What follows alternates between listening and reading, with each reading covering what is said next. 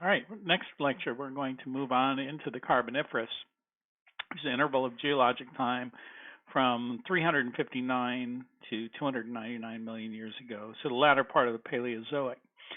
In the U.S., we call the combined Carboniferous, we separate them out into Mississippian and Pennsylvanian. And that's because the record here of the Carboniferous is much richer than elsewhere around the world. The reason, of course, that it's called Carboniferous, there's two reasons it's called Carboniferous. One is that there were these just vast tracts of forests, peat bogs, and so forth that later became coals. In the early days, these were sometimes called the coal measures. It's also the first time in Earth history where we witnessed gigantism. So we'll see gigantism again. So this is gigantism part one, the age of oxygen. We'll talk a little bit about why this is, but I just want you're going to see some of these animals and some of these insects that really should kind of blow your mind. They're pretty big, and the reason that they were able to get that large has to do with the amount of oxygen on the planet during this Carboniferous interval. As I mentioned, it goes from 359 to 299 million years ago. The Mississippian 359 to 323, Pennsylvanian 323 to 299. Oxygen levels at this time in Earth history were up to 35%. Today it's about 21%. So 14% more oxygen. If you compare that to today, that is quite a rise. It's 14% rise in oxygen during the Carboniferous. What does that allow you to do as an organism? Well, number one, you don't have to struggle so much to breathe. You have more oxygen coming into your cells. It allows you to be more efficient, and that means that you can grow. You can get bigger, and you're able to transport the needed oxygen to parts of your body, distal parts of the body. It allows you to grow bigger. So one of the reasons that we see gigantism in the Carboniferous period is due to the fact that we have these incredible oxygen levels.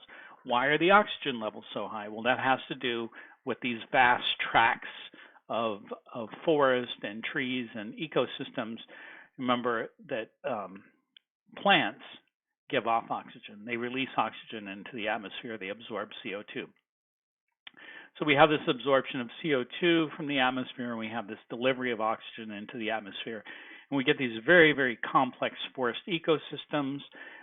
Those forests later die, of course, and if you think, I like to think of this, if you've ever been to Louisiana, the swampy areas of Louisiana, that's kind of what a lot of the world looked like, and just these peat bogs. And of course, those peat bogs would later become buried and form most of the coal deposits that we see around the globe. There are two time periods where we see a lot of coal deposits. One is the Carboniferous, and the other is in the Cretaceous, which is the second period of gigantism that we'll talk about in a little bit.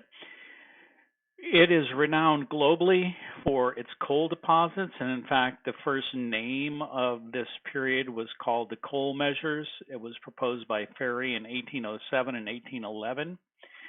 The term was later changed to Carboniferous by William Conybeare and William Phillips in a paper published in 1822. And then as the Carboniferous period began to be examined here in the U.S., we quickly realized that it actually is really well developed here. And so there were we were able to divide it up into a lower Carboniferous or Mississippian, and Alexander Winchell called the Mississippian in 1869 for strata that outcrops along the Mississippi River. And then in 1891, Henry Williams suggested the term Pennsylvanian for the upper Carboniferous. So in the U.S., because our record is so rich, we actually divide the Carboniferous up into the Mississippian and Pennsylvanian. That's not necessarily done globally. If you go to, for example, to India, they still use the term Carboniferous.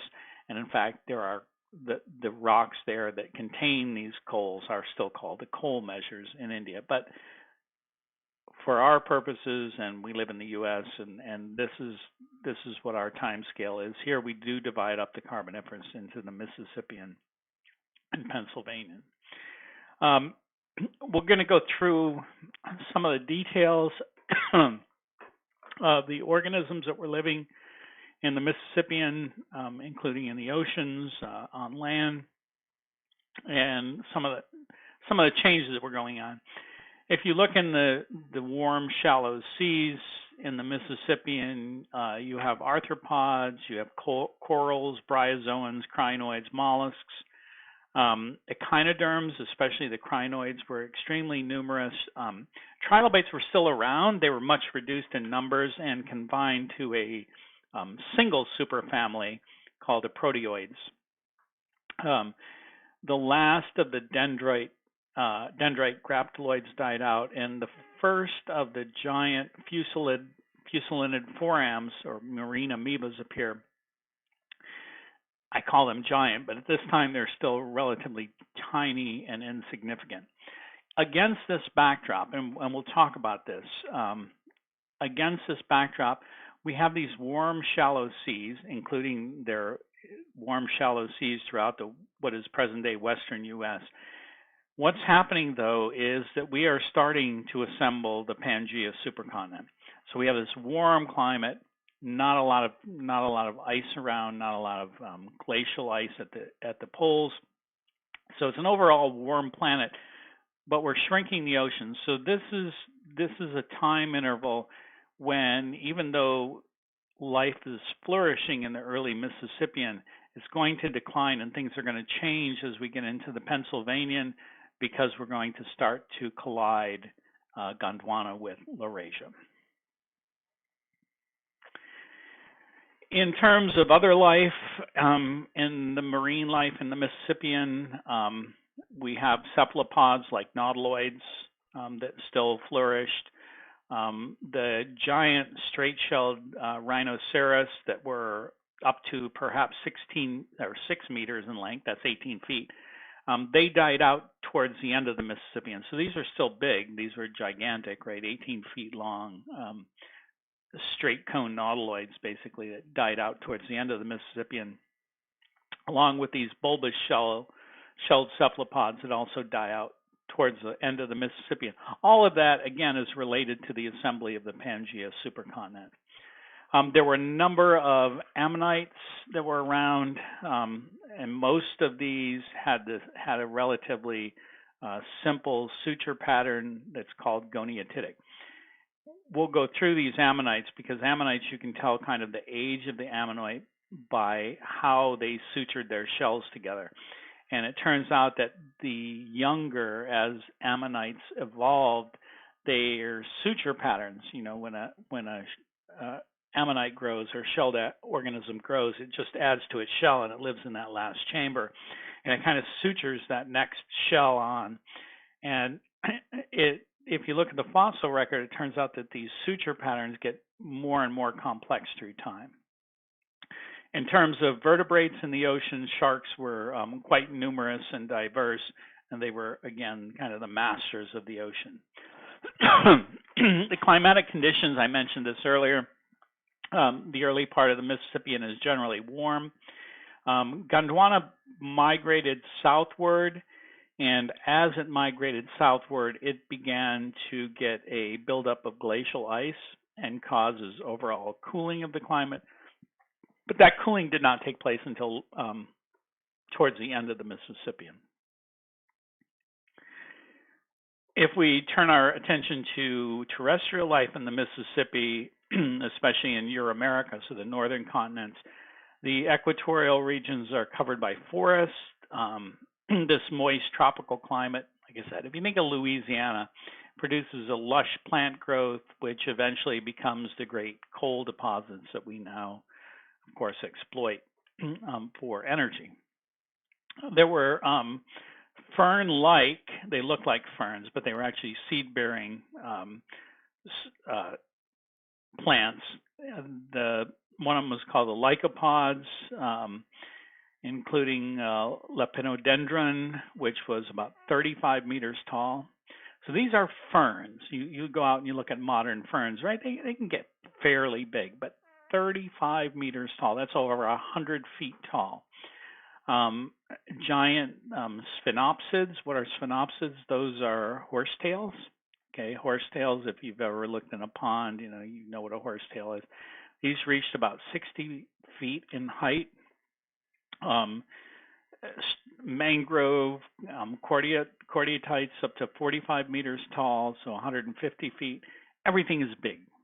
Plants are big in the Mississippi, and there's tremendous amount of oxygen, easy atmosphere, easy place to get big. Gondwana, on the other hand, as Gondwana moved towards the South Pole, it had a slightly cold Antarctic climate. It has its own distinct flora that was dominated by what are called glossopterids. And in fact, I don't know if you remember this from your intro course, but when Wegener was looking at Gondwana, the classic fossil that Wegener used to define plant life in Gondwana was the glossopterid fauna. So he found that only in the Gondwana continents, and then he said, oh, they must have been together. So these ancient trees seem to have sucked up much of the carbon dioxide out of the atmosphere, producing this surplus of oxygen. And as far as we can tell, oxygen levels were higher during this time than at any other time in the history of the Earth. And that includes the later Cretaceous, where oxygen levels were again very high. So here are a couple of these. These are quillworts. These grew to extreme sizes during the Mississippi, and it's hard to tell because there's no scale here, right? But human would be right about here on this plant, and same thing. These were huge. These were weeds, basically. These are giant weeds. These horsetails, I mentioned these. You can still see similar. There you can see their relatives that live today. Their relatives that live today are maybe 2 or 3 feet high. These are 20 feet higher than that. So again, gigantism. The gymnosperms that lived back then, again, large. You can find fossils of them. If you continue in this course, you'll take a field methods course, and one of the stops that we make in field methods is to some Mississippian age strata up in Tennessee, and you can actually find some of these fossils of these gymnosperms in one of the outcrops, along with insects and several other things. Pretty cool outcrop. The Gondwana fern, this is the famous one that is found all over the southern continents. You can see the fossils of the Gondwana here. These are the fossils, one of the fossils, not the only one. These are one of the fossils that Wegener used to kind of denote the Gondwana continental blocks, so South America, Africa, and so forth. In terms of other terrestrial life during the Carboniferous, of course, there are many types of insects. Because of the oxygen-rich atmosphere, the abundance of food and decaying leaf litter, and the fact that there weren't a lot of large terrestrial vertebrates, a lot of these insects reached huge sizes. The dragonfly-like, it wasn't really dragonfly, but it was an aerial predator. It was called Meganeura, had a wingspan of about 60 to 75 centimeters. So that's a couple of feet. Just think of going outside and having a dragonfly with, 2.5 feet wings flying at you, probably a big old head staring at you. There was also, my favorite one is this, I call it inoffensive, but it was armored millipede called Arthropleura. Was about 1.8 meters long, so a little over 6 feet tall. Eurypterids, these are scorpions, 50 to 70 centimeters. Again, imagine these things, scorpions, 2 or 3 feet long. In the water, the tetrapods are flourishing, the dominant life form. The tropics are crocodile, eel, salamander-like forms. The largest hunters were probably in the seas, where the rhizodont fish that were probably 21 feet long. That's in addition to, say, the sharks that lived in the ocean.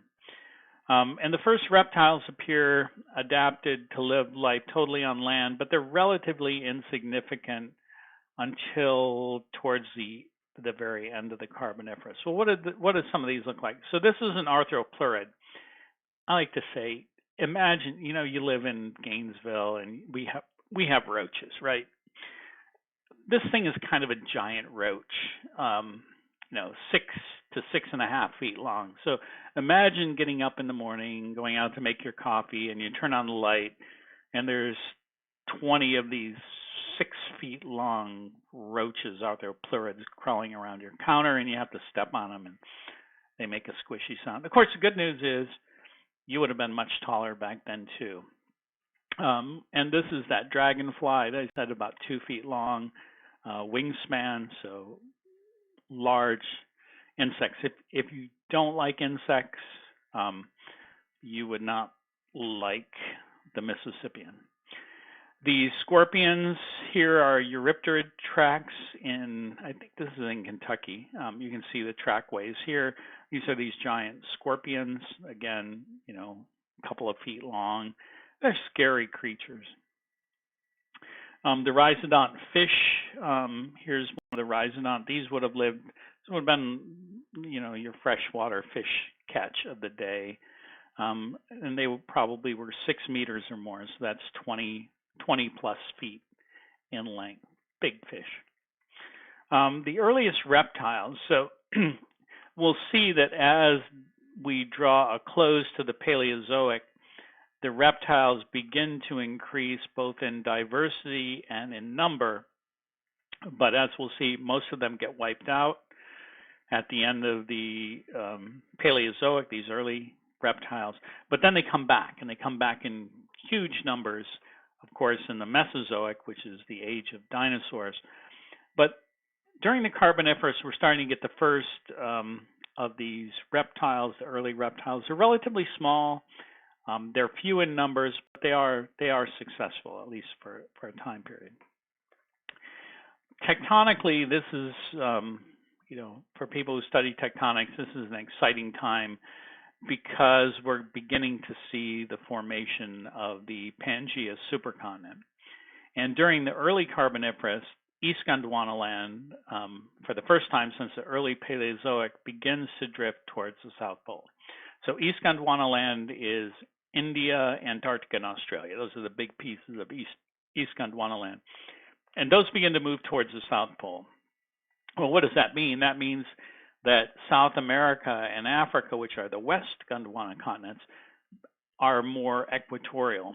And then by the late Carboniferous, the South American, North African margin of Gondwana collides with the northern Devonian supercontinent of Euramerica, which becomes Laurasia by the late Carboniferous.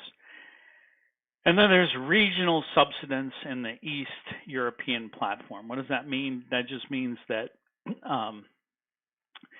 East Europe begins to sink down and form large basins like lakes and things. And then as Gondwanaland continues to drift northward and collides with Laurasia, it results in a mountain belt that extends from Poland through Central Europe and then down into the Appalachians and into Norway, forming this large, it's called the Appalachian Caledonide mountain chain. And the collision of these two large tracts of land, Eurasia and Gondwanaland, of course, form Pangea. Pangea has often been described as a huge Pac-Man with the mouth facing eastward across the equator, and that large open mouth is filled by the Tethyan Ocean. Okay, so that's kind of what's going on tectonically in the Carboniferous, and these are just 3 different views of Pangea. You can see Pangea, the southern continents here, Australia, Antarctica, India, Madagascar, and then the western Gondwana, Africa, and South America, and then Eurasia here, North America and Africa. This is the ocean that closed. The Appalachian Mountains run right along here, and they formed during that collision between Gondwana and North America. Another view, again, you can see the ocean here. here it's called the Pacific. It's actually called, it should be called the Tethys in that. And you can see yet a third picture of the same sort of thing. This is the Pac-Man or the Paleo-Tethys Ocean here during the late Carboniferous. Of course, all good things have to come to an end, and as Gondwana was formed, because of the loss of ocean, because of the general overall cooling of the climate during the end of the Carboniferous, oxygen levels began to decrease. And as oxygen levels began to decrease, things got smaller, of course, and there wasn't really a huge extinction at this time, but we were heading towards an extinction. So the Permo-Carboniferous, the Carboniferous ends, of course, the Permian begins at about 299 million years ago. And the Permian period was named in 1841 by a geologist by the name of Murchison, who you've heard of in other lectures, after a tour of Imperial Russia.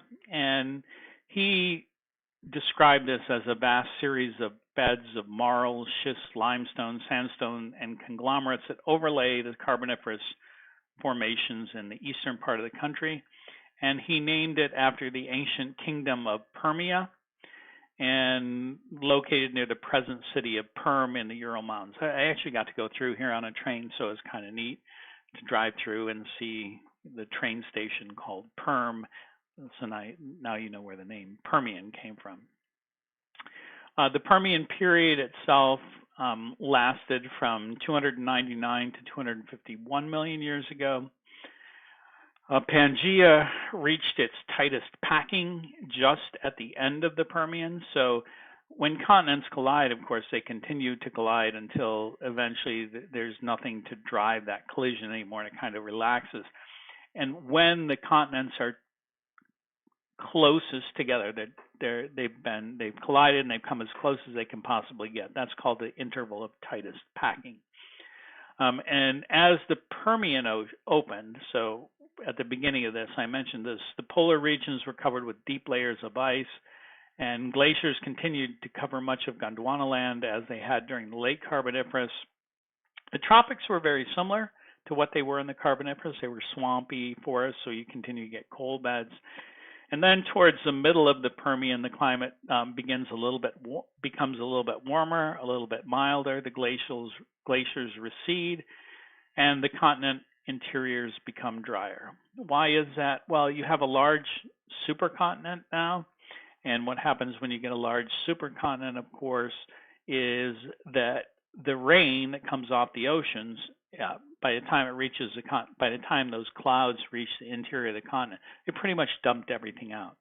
So most of the interior of Pangaea was probably arid. There were probably great seasonal fluctuations, so there were wet and dry seasons.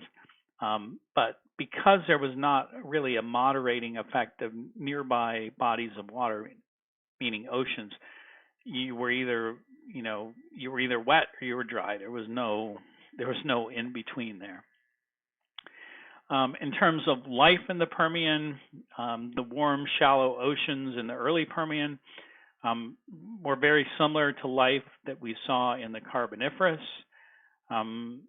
Sedentary organisms like stromatolites, sporams, sponges, corals, and brachiopods built these big reefs that were, again, the home to all the primary producers in the ocean. So they were like reefs today in terms of how important they were to the overall ecosystem at the time. And they provided homes and shelter for fish, for ammonites, for nautiloids, just about anything else living in the ocean that needed to feed off of them or feed off things that were feeding off them. The ammonites in the Carboniferous were a little bit different. They had more complex suture lines, frequently with many pointed lobes and rounded saddles. So I mentioned this a little bit earlier in the lecture. You can kind of tell the age of an ammonite by looking at how it sews its shell together. And so here is the evolution of these sutures in ammonites from these Devonian through Permian sutures here. You can see these are called goniatitic. They're very simple, just kind of a wiggly line suture. As we move into the Permian and Triassic, they get a few more wiggles and they become what's called serratitic sutures. And then by the late Triassic into the Cretaceous, they're called ammoниtic sutures, and they have more of a fractal pattern. In fact, people have been investigating whether these are true fractal patterns in ammonites or not. But you can see the evolution of suturing of these shells. So again, the organism itself, remember the ammonite itself lives in this last couple of shells here, and as the animal grows, it adds shell to it, and this is the suture between each interval of shell growth, and it gets more complex the younger the ammonite. In the terrestrial realm, again, very similar in the early Permian to the Carboniferous, polar tundra regions and warm, wet tropical forests. The unfortunate drying climatic tendency during the mid-Permian, right? We've assembled this supercontinent, so it begins to dry out. It really starts to kill off these big swamp forests. So things like lycopods and sphenopsids, which really loved water and loved the high oxygen level, were greatly reduced in size. Instead of these giant, 30 to 50 to 60 feet trees, they were more like shrubs. So they were vastly reduced in size and abundance. In terms of the plant life, if you want to describe it, it was mostly ferns and seed ferns with some new plants like conifers, the first conifers and ginkgos coming into prominence. And then the Glossopteris flora, which defined Gondwanaland, is gradually replaced by a seed fern by the name of Dicroidium as the climate dries in the late Permian. So if you want to summarize what's going on here, you've got these two continents assembling, you're losing ocean, you're creating a big supercontinent, part of it's sitting at the South Pole, so it's becoming ice covered, it's drawing water out of the ocean to cover the planet. Oxygen levels are decreasing, the climatic zonation is stronger, interior of the continent is very dry. So you're really destroying this rich ecosystem that was around in the Carboniferous, in the early Carboniferous. In terms of Permian, the vertebrates, we have lungfishes and coelacanths, which were much more diverse than they are today. Both the coelacanth and the lungfish are still here. Lungfish, I don't know if you know what those are.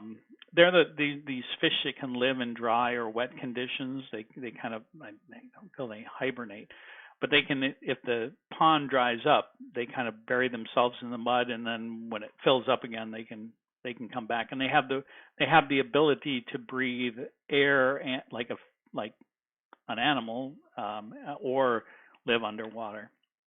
The Permian oceans were dominated by a diverse group of spiny finned fishes. Most of these had thick, heavy scales and rather basic jaws. And then later in the Permian, the fish evolved to more complex jaw structures during the late Permian. There were still sharks around back then. Sharks were still the big predators in the ocean. Here are pictures of some of these lungfish. These are modern lungfish. They have the ability to breathe using gills or, in the absence of water, air. And again, this is a tremendous leap for these lungfish. This is a great adaptation for lungfish because air breathing is far more difficult in terms of energy costs. And I mentioned this when the tetrapods came onto land. If you look at the Australian lungfish, you can see it has kind of these, same sort of lobe fins here that we see developed into front and back feet in the tetrapod. Same thing with the South American lungfish and African lungfish. So these tetrapods and these lungfish coexist for a long time, and probably they have an ancient common ancestor back in the Devonian. Here is one of those fish with simple jaws, a fossil of one of these simple fish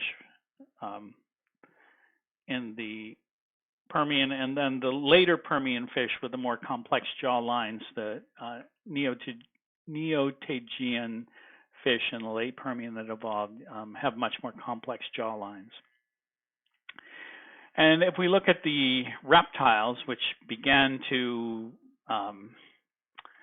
occupy the land during the Permian, during the Carboniferous, the first Pelechosaur dynasty included large finbacks such as Dimetrodon.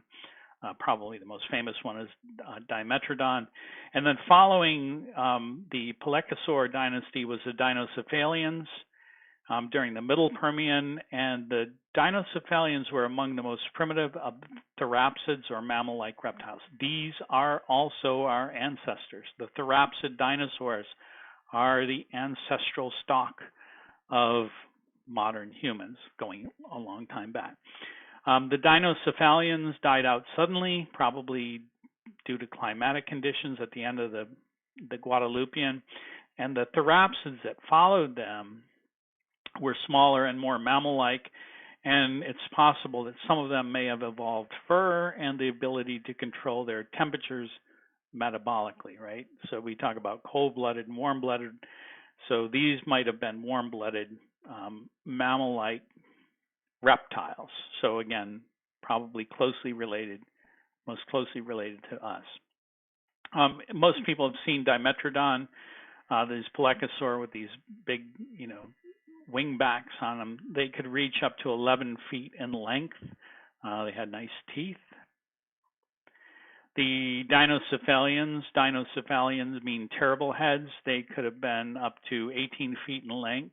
This is Titanophanius here. This is one of the Dinocephalians. And these are therapsid-like reptiles that were